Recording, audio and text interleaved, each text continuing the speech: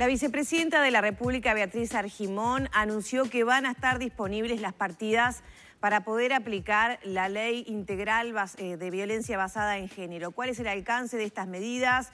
¿Cómo fue recibido por las organizaciones? Todo esto lo vamos a dialogar con Teresa Herrera, socióloga e integrante de la Red Uruguaya contra la Violencia Doméstica y Sexual.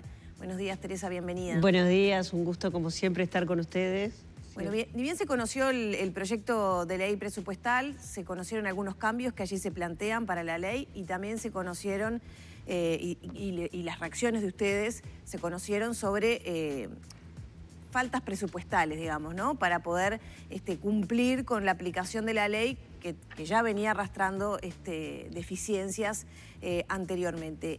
Concretamente en la parte presupuestal, hubo un anuncio, como yo decía, de la vicepresidenta de la República. ¿Cómo fue tomado? Bueno, el anuncio fue tomado con, no voy a decir beneplácito, tal vez es la palabra, es decir, cuando sube este nuevo gobierno, uno de los compromisos que asume por escrito, tanto en el plan de gobierno como en el compromiso que escribieron las mujeres integrantes de la coalición multicolor, en negrita está incluso en ese compromiso dotar de los recursos adecuados a la ley integral, la 19.580, ¿no? Yo hoy incluso les traje a ustedes para dejarles acá, para que tengan una publicación de la red donde están los aspectos fundamentales de la ley. Ante nuestra sorpresa, cuando viene el mensaje presupuestal, no solo no están los recursos, sino que hay recortes. Es decir, primero se deroga, o se pretende derogar, por eso digo, no se deroga, se pretende derogar dos artículos sustanciales de la ley que son los que tienen que ver con... esta ley se llama integral porque los jueces y las juezas deben entender en la integralidad del problema de violencia basada en género que viven las mujeres, los niños, las niñas y los adolescentes. Entonces, esta ley lo que hace es, crea...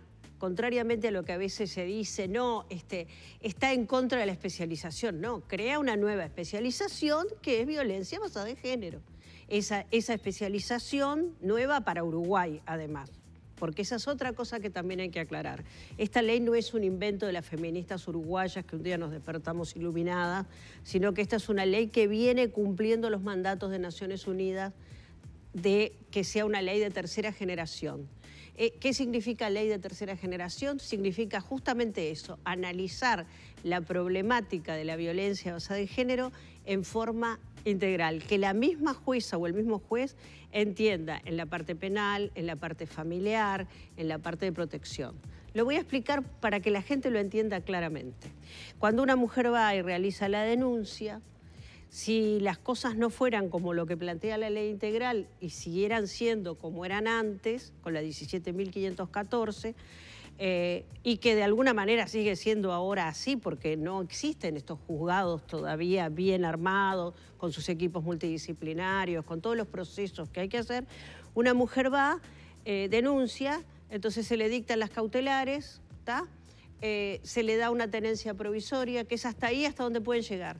Entonces, esa mujer después tiene que ir a un juzgado de familia, que no necesariamente tiene acceso a ese otro expediente, porque los expedientes son como paralelos, a pedir lo que significa la mantención de los niños, ¿no? Entonces, la pensión alimenticia, que puede tardar por lo menos 3, 4, 5 meses. Ahora, ¿cómo se mantiene esa mujer durante esos 3, 4, 5 meses? Vaya uno a saber. Incluso nos pasó un caso que comentaba una compañera, una querida compañera que trabaja directamente con estos casos, que es CLI de la Casa, comentaba que el otro día a una persona que ella atiende como una mujer, la señora hace todo este periplo que yo estoy diciendo, va a un juzgado, va al otro, cuando llega al juzgado de familia le dicen, este señor consiguió trabajo. Así que bueno, le vamos a dar la pensión. Pero como el señor consiguió trabajo, a ella le sacan todo el resto de asignación familiar, porque entonces la mujer queda sin nada, porque el señor está con medidas cautelares, no está viviendo con ella y ella no cobra absolutamente nada. Eso tiene que ver con esto que yo digo, los expedientes paralelos, ¿verdad? Que nunca se tocan, y no permiten que de alguna manera un juez o una jueza tenga el panorama completo de la situación que está viviendo esa mujer, esos niños, esa familia, y pueda operar en consecuencia. Ni hablemos si hay algo penal de por medio. Bueno, ahí peor todavía, porque entonces el juez penal tampoco tiene los otros materiales ni los otros expedientes. Entonces, por eso es que el criterio de esta especialización. Es decir, que no es estar en contra de las especializaciones, es crear una especialización nueva que, bueno, algunos jueces y algunas juezas obviamente se resisten a aplicar porque, bueno, implica aprender un montón de cosas nuevas y es la única ley a la cual la Suprema Corte de Justicia ha tenido que decir, señores, esta ley está vigente. Yo, la verdad, es el único caso que conozco. Porque, qué sé yo, cuando terminamos la secundaria sabemos que si una ley se promulga está vigente, ¿no? Entonces, ¿qué pasa? Como no le dieron recursos al Poder Judicial, entonces el Poder Judicial dijo, bueno, entonces deroguen estos 2 artículos porque no tenemos los recursos como para llevar adelante la ley. Eso pasa ahora con el proyecto de ley presupuestal. Con el proyecto de ley presupuestal, que además también no solo ataca este aspecto medular de la ley, que significa el hecho de que sea realmente integral, sino que también baja de jerarquía y le cambia totalmente su sentido, a pesar de que mantiene los objetivos, insólitamente, al Observatorio de Violencia Basada en Género. ¿Cuál es la importancia de que exista un observatorio tal cual fue concebido en la ley? La importancia es que, bueno, la Oficina de Planeamiento y Presupuesto es la que está destinada a evaluar y monitorear las políticas públicas en este país, por lo menos a través de OGEP, salvo que piensen sacar a JEP también, ¿no? Digo, pero por ahora creo que no está planteado. Por eso se pensó que el observatorio tenía que estar ahí, porque para monitorear y observar las políticas públicas que las implementan y las crean o las proponen, y mujeres, MIDES y Ministerio del Interior, básicamente, obviamente uno no puede ser juez y parte, uno no puede plantear las leyes y además monitorearlas, evaluarlas, o sea, sería como autoevaluarse, automonitorearse, esto de trasladarlo al ámbito de mujeres. Pero lo que es aún más grave, eliminan de la ley a la Red Uruguaya contra la Violencia Doméstica y Sexual, es decir, eliminan del observatorio, del monitoreo y de la evaluación de las políticas públicas a la sociedad civil organizada. Sociedad civil que desde el año 92 venimos planteando estos temas. Cuando el gobierno y el Estado uruguayo decía que en Uruguay no había violencia doméstica, nosotras ya lo veníamos planteando.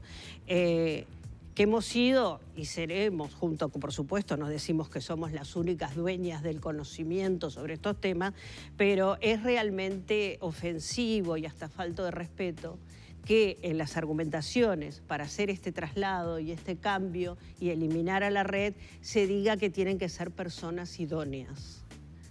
El articulado anterior no decía solo que teníamos que ser idóneos, decía que teníamos que ser técnicas en la materia, que es lo que somos. Entonces realmente es desconocer toda una trayectoria y si la argumentación es económica, yo les digo las cifras. ¿Saben cuánto le costó al Estado uruguayo que la red uruguaya esté en el observatorio? ¿Cuánto? 12.200 pesos por mes. ¿Eso es lo que le paga a...? Esos son unas 3 horas semanales de técnicos, 3 horas semanales de técnico, ¿no? 12.000 pesos por mes. Obviamente lleva muchísimo más que 3 horas semanales, pero entonces realmente es inconcebible la argumentación, es falta de respeto, y además fundamentalmente, que es lo más importante, elimina la posibilidad de que las políticas sean evaluadas, sean monitoreadas y sean efectivamente, porque acá de qué se trata, no se trata de criticar por criticar, se trata de mirar desde el punto de vista técnico, tamizar y poder analizar de qué forma optimizar todos los recursos y de qué forma necesitamos información. Si ustedes miran en la página, el sitio web del observatorio actual, van a ver que como nunca Uruguay tiene todas las estadísticas que tienen que ver con la violencia basada en género. Los invito a que miren, es muy fácil, es observatorio violencia de género.gov.uy, es facilísimo encontrarlo en Google y se van a encontrar que se despliega un conjunto de información que se ha ido recopilando a lo largo de estos casi 3 años que venimos trabajando en el trabajo del observatorio. Bueno, ni que hablar, hemos hecho la segunda encuesta nacional de prevalencia, de la cual ya hemos hablado acá y no voy a repetir. Entonces, realmente es incomprensible. Nosotros pensamos que en el mensaje complementario tal vez vienen recursos para la ley, porque si uno da vuelta por el derecho y por el revés lo que es el mensaje actual de presupuesto, lo único que hay son recortes, no hay dinero. Teresa, perdón, sí. Y una última cosa, porque además incluso nos preocupa a veces el nivel de conocimiento o la confusión que hay, porque la ministra Arbeleche dijo, sí, que hay recursos, cada uno de los incisos utilizará, porque van a haber unidades de género en todos los lugares donde... Sí, perfecto, bienvenida sea, pero eso no tiene nada que ver con la ley 19.580. Claro, ¿y qué acciones van a tomar a partir de ahora? Iniciábamos la charla preguntándote tu opinión sobre lo que dijo la vicepresidenta. ¿Se tienen que reunir con legisladores para poder incidir y bueno, que no se vote? Nosotras le hemos pedido una entrevista a la vicepresidenta, no hemos tenido respuesta todavía. Hemos pedido una entrevista al economista Alfí, que la tenemos el día viernes a las 14 horas. Donde iremos a hablar de estos temas y a solicitar que no se innove este tema, sino que el observatorio siga funcionando como tal, porque además incluso quiero decir que este observatorio es modelo en América Latina. Existen cosas similares en otros países del mundo, pero en América Latina es modelo y ha sido felicitado internacionalmente a través de la evaluación independiente del gobierno abierto. O sea que, lo que queremos pedir es que realmente se respete esto, que no se retroceda, que además fue un compromiso que hicieron ellos cuando asumieron el gobierno, que en todo lo que tiene que ver con los derechos no se iba a retroceder, sino que al contrario se iba a profundizar. Y también queremos pedir que tenemos ese mismo día, viernes, a las 4 de la tarde, una reunión con la Comisión de Presupuesto de Diputados. Teresa, antes de salir al aire con la entrevista, estábamos haciendo un comentario. A mí me parece que además es un ejemplo bien claro, es llevar a territorio la situación dramática que se vive y las pocas soluciones que muchas veces se brindan. Dimos una noticia hace minutos de 3 casos de abuso y de violencia en el departamento de Canelones. Y yo en particular comentaba recién contigo que me había llamado poderosamente la atención uno en el que dimos 2 o 3 detalles en los que sinceramente quedamos como extrañados de la situación. Una denuncia de una mamá por abuso sexual de un vecino a sus hijas menores de edad y dijimos que era del 2018. Y hoy en el 2020, después de que ese vecino se apersonó en su casa con un arma a amenazarlas a ella y a sus hijas, recién en el 2020 tenemos la decisión judicial sobre esta persona. E inmediatamente en donde yo me instalé fue cómo hizo esa madre con sus hijas para vivir durante todo este tiempo. Independientemente de que sabemos, hay medidas cautelares, seguramente debe haber habido, no acercamiento, etcétera, etcétera, pero hay diversas formas de intimidación. ¿Por qué esas demoras? Y tú me dabas una explicación que me parece que es tremendamente pertinente para, reitero, llevar a territorio a la situación que, por ejemplo, estas personas vivieron durante prácticamente 2 años. Si tú tenés un problema como similar a cualquiera de nosotros, esperemos que no, pero no. Los servicios interdisciplinarios del Poder Judicial, que son los que tienen que hacer la evaluación para que pueda seguir adelante el proceso. Estoy tratando de simplificarlo para que la gente lo pueda entender más fácilmente.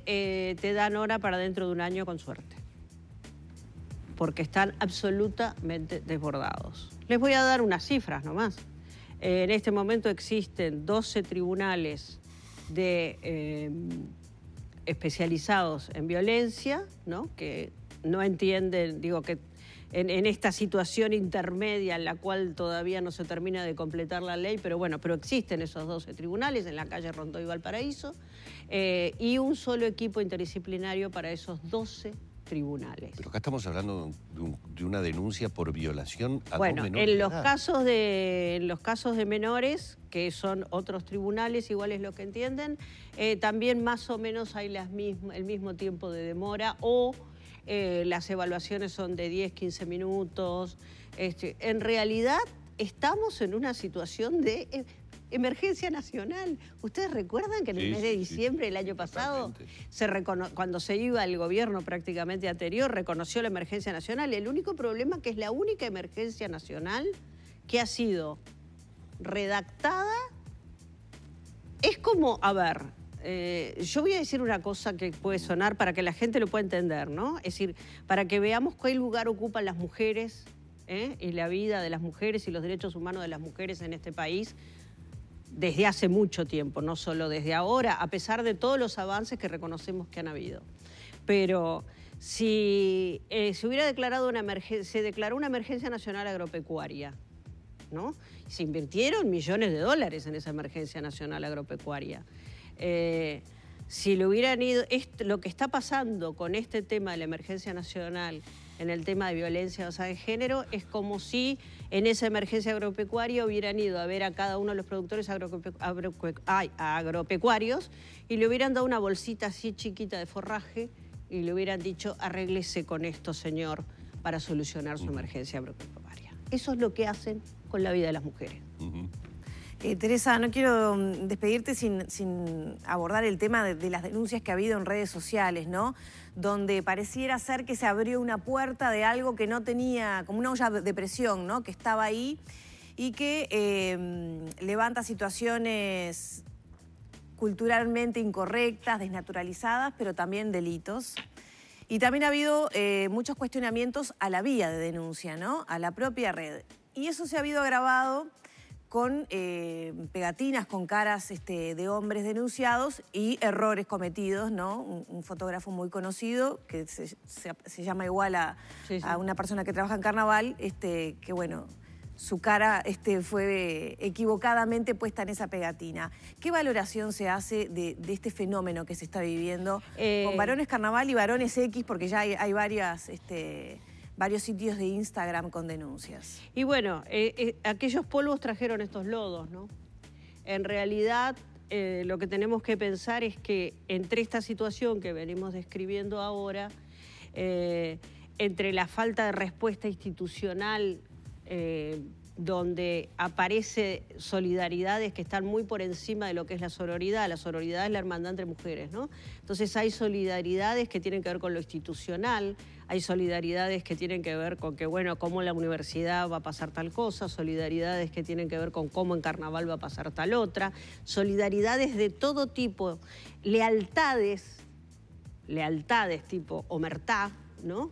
Que hacen que de alguna manera las mujeres y las niñas, los adolescentes, sientan que no tienen los espacios, no sientan, sino que en la realidad no existen los espacios. Otro problema de la mala aplicación de esta ley, de la ley de acoso sexual, de la ley de acoso sexual laboral, ¿no? Es decir, ¿qué pasa? Al no existir los instrumentos institucionales adecuados, se producen explosiones como esta, que nosotros no compartimos de ninguna manera la situación de escrache, ojo, que quede bien clarito. Pero una cosa es no compartir, una cosa es no aplicarlo, otra cosa es dejar de entender cuál es la causalidad de que esto se produzca. La causalidad de que esto se produzca es que las respuestas estatales e institucionales no son las adecuadas. Y cuando la gente se da contra las paredes, tú hoy mencionabas lo del 2018, Humberto. Bueno, en los casos de carnaval hay algunas denuncias que involucran a menores que también tienen esa antigüedad. Claro, por eso me parecía muy válido el ejemplo para imaginar por el calvario que se pasa y durante cuánto tiempo después de una situación. Claro. Además del hecho que se consumó, ¿no? Del hecho que se consumó, de todas las consecuencias que trae eso. Exacto. Ahora, después de eso nos encontramos todavía con mucha gente que tiene mucho poder y que sigue diciendo que las mujeres mentimos en estas cosas, que las inventamos. y que estas cosas no ocurren, porque lamentablemente lo decían en la década del 90 y hay muchos que lo siguen diciendo al día de hoy y que tienen mucho poder, y por eso, en definitiva, terminamos siempre reclamando por estas cosas. Teresa, muchísimas gracias. Gracias a ustedes, como siempre, por darnos el espacio para hablar de estos temas. Hemos estado dialogando con Teresa Herrera, socióloga, integrante de la Red Uruguaya contra la Violencia Doméstica y Sexual en la mañana de Arriba Gente.